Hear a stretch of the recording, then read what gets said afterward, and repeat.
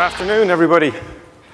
When I was asked to do a bold talk here today, my mind automatically went back to my childhood, and the word bold generally meant in my house growing up that you'd done something wrong and you were in trouble.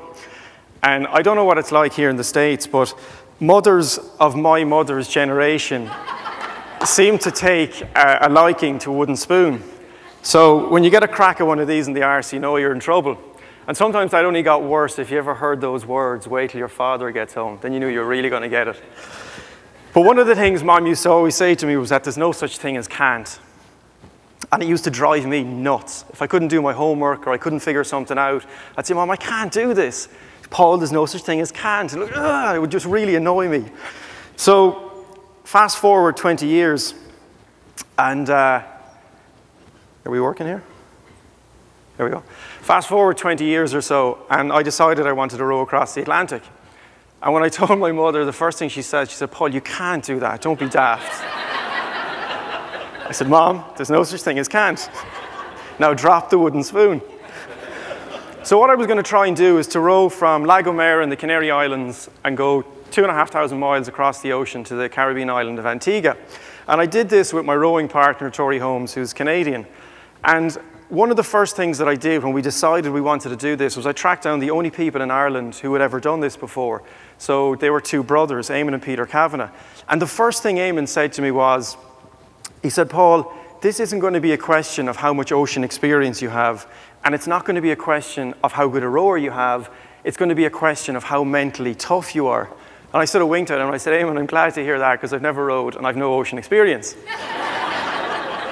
But the mental aspect of this and the mental preparation is something I'm going to touch on over the next couple of minutes.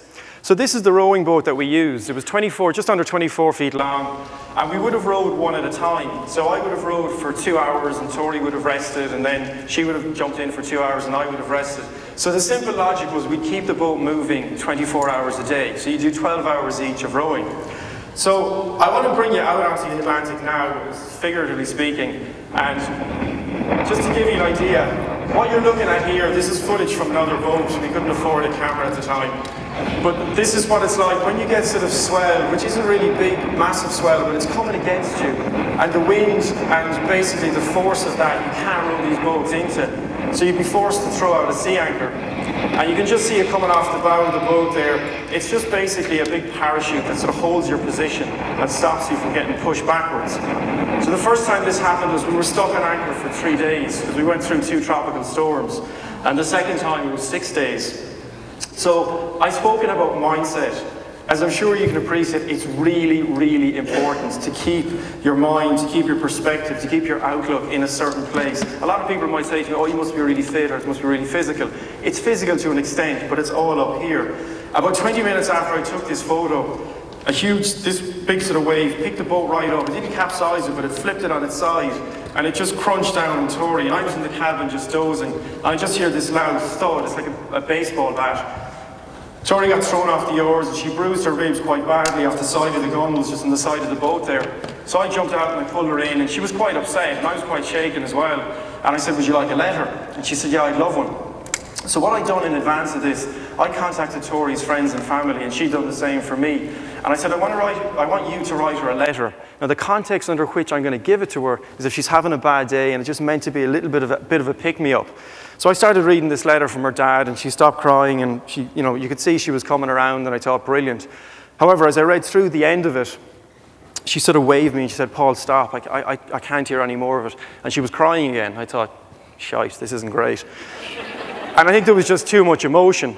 I said, "Hang on a second, her dad's very sarcastic," and he put a little PS in it. He said, "Be nice to the little Irish fella, you might have to eat him." And sort of, literally with that, her mood sort of followed suit from that. So the mindset piece here was huge. But also as well, embracing uncertainty. Last summer, myself and 3 other guys, a 4-man team, we tried to row across the Northwest Passage up in the Canadian Arctic. And we knew going into this, no one has ever managed to pull this off in one season. Because when you're up here, you basically get a 2.5 month window where you might make it through. And the rest of the year, it's basically choked up with ice. So we had 2 Irish guys, 2 Canadian guys. There's probably a joke in there somewhere. on a boat, and we did very much similar. It was a slightly different style. It looks the same, but a slightly different boat design. And we had 2 rowing at a time, so we did 3-hour shifts this time, 3 hours on, 3 hours off. And we knew right from the start we're up against a window, and we encountered, I suppose, a lot of challenges and sort of skirmishes with icebergs. They nearly got us in a lot of trouble. So we were getting slowed down right from the off. But probably the hairiest moment that we had on the trip happened when we got to a place called Cape Parry. So what we were trying to do, if I can show you. Come on. So we actually didn't get to Cape Parry. I don't know if you can even manually just flick it through. I'll keep going. The picture might come up. So we get to a place called Cape Parry, and it's really, really like the visibility is very, very poor. So Dennis and I finish our shift. We come in, we're making coffee, and probably about 20 minutes into the shift, into Kevin and Frank's shift, we hear this. It was a knock on the door, and just said, guys, get out here and get your dry suits on. And generally that never happens. So we get out and we're looking around, and basically what had happened is that, we weren't quick enough. So essentially what happened is you look there at the top of Cape Parry, we were trying to move off to your right, so head east, but we knew from the forecast we had from the ice service that we were looking at big, massive chunks of ice was right in our way, so we had to avoid it and basically work our way down into Darnley Bay in the hope that the ice would break up in a day or two or a couple of days, which generally it was happening. But because of the winds and the currents, we were getting forced right out in towards where we knew there was, and some of this pack ice, it's maybe half the size of this bit, like it's big. If you end up in the middle of that, you're in trouble. So we saw on our charts, there was a tiny little island called Bear Island, and that was really all that was between us and potentially a bit of trouble. So we said, okay, let's try and hit that. But because the island was so small, we couldn't tell the aspect of it. So we didn't know, was it all cliff face or was it beach, and could we actually beach the boat? So we started using our GPS and we're working our way towards it, and we're probably about 300 yards away. Myself and Dennis were looking at, we couldn't see a thing because of the fog. We get 200 meters away, we still couldn't see a thing. And we were probably just over about 100, 150 meters, and all we see is rock. We thought, uh-oh, we can't beach here. So we sort of tried to keep ourselves upwind of the island, work our way around, and we found a rocky shoreline. It was probably maybe half the width of this room where we could beach the boat. We had planned for this in terms of how to get the boat out of the water as best we could. We had a pulley system and used some logs that we found. But the ice came in behind us, and we were trapped in on this island for about 2 days. So when I talk of embracing uncertainty, ultimately this stopped us getting across the Northwest Passage. Coming back to, that's where we tried to go. We had to call a halt to it at Cambridge Bay because our window had closed. Our 55 days, that was it. And it's a difficult thing to make that call. But if I was to go back to the Atlantic, we did make it. And basically when you're on the Atlantic, once you keep yourself safe and you keep moving, you don't have that little window, so you'll eventually get there. So 85 days in, we arrive into Antigua, and I can still remember the feeling of putting my feet onto the Pebblestone Quay. And because you've been at sea for so long, you're sort of like this for the next couple of days, and you might sort of take a step and it goes, and it's like sort of someone hits you. And I suppose, when I was asked to do this talk, I thought, right, 12 minutes, can I share anything that I've learned from this in this period of time? And I've 3.5 minutes to go, so I can't, but maybe just to finish with 2 points. In the Atlantic trip, I remember getting a phone call from Dad one night, and because we did it on a shoestring budget, we didn't use our sat phone. I'd say I spoke to my folks once or twice throughout the 3 months, and we had got a message on our phone that one of the boats had gone down. It was an Irish boat. And I knew it was serious, and this was probably the most dangerous night that I can remember. It was just evil. It was a really dirty storm. I was in the cabin on the phone to Dad, and literally getting thrown around. He's like, oh, how is it? And I was like, oh yeah, it's grand, it's grand. How's Mom? And I didn't want to worry them. He had, meanwhile, I didn't realize it had made the news in Ireland, so he knew a boat had gone down and had panicked and had called me. I knew a boat had gone down, but I didn't want to worry him. And we sort of had a laugh about this afterwards.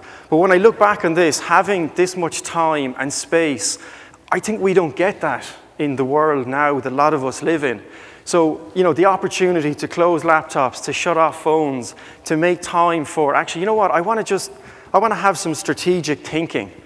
I don't want to be tuned in the whole time. I personally believe it hampers a lot of potential. And I know, and trust me, I'm in the same boat as such. It's a challenge, obviously, to shut these things off. But part of the work that I do with clients is simply making time for strategic thinking, considering what you want, how are you going to improve it, what would you like to change, how are we going about it, how are you going to reverse engineer it and make that happen. And that's one of the gifts, I suppose, I've seen from this. A second thing as well is I learned how to dance. Now, Irish people can't dance, so I don't mean dancing, and this is a sort of a metaphor. If you see any people dancing later on at inbound, sort of a bit awkward and looking a bit uncoordinated, chances are they're Irish. But I learned how to dance, I suppose, with fear and uncertainty and realizing the power, I suppose, that we all have from a mindset. Because sometimes throughout some of these trips, and I know I'll be on more again in my life, you're at a really low point and you're hanging on by a thread. And very often that thread is your mental strength and your ability and your will nearly just to keep going. I'm a completely ordinary person. You know, I'm no different from anyone in this room in that I have fears. We all have fears. But the biggest fear I have personally is to ever meet the person I could have been. So 5, 10 years from now, to ever meet somebody and go, I would have liked to have tried that, or I would have liked to have some of those experiences, but I never went for it. I never tried it. I don't mind regretting things that I've done in life. I've plenty of those. But I'd hate to ever regret not doing something because I didn't try it. I mean, the sun will set on all of us at some point, and we don't know how long we have. And I think this maybe uncertainty, fear, it's part of our life. It's the essence of what being bold is. And I think when I look back on some of these trips and from some of the work I do with clients, I genuinely believe if you get your headspace in the right place, if it's connected to something in here that you're genuinely passionate about, and if you do have the courage to embrace a bit of fear, embrace a bit of uncertainty, and just sort of do a little dance with that, I think, to go back to Mom's comment, there actually is no such thing as can't. So thank you.